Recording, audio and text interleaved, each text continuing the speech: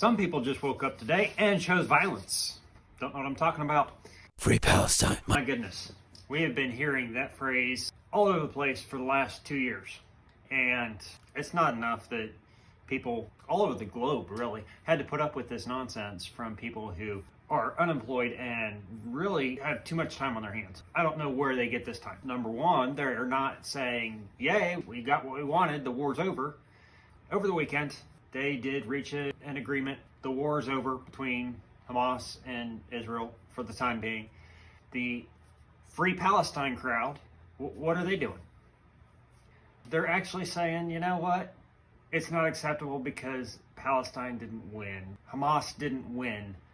It was a ceasefire deal. Really? Come on. Now, I personally do not have a dog in the fight on this one because I'm an American.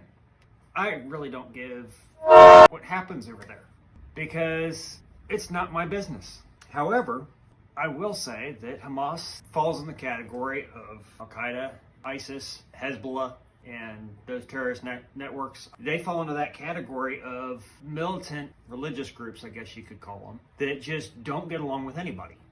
So I'm kind of not on their side because they're ruthless and not a fan of them. But at the same time, I don't think Israel's entirely innocent in this fight either. Because if you look back at what started the current war that just ended with Hamas on October 7th of 2023, if Israel's IDF forces had been doing their job that day, they would have never had that event happen at that scale. The entire country is militarized. So for that to have happened, it's almost criminal negligence on behalf of whoever was responsible for that sector of the border. At the least, it could have been somebody who was on the inside who is actually working with Hamas. I don't know that. I'm sure that the Israeli intelligence services are handling that or have already handled that at this point.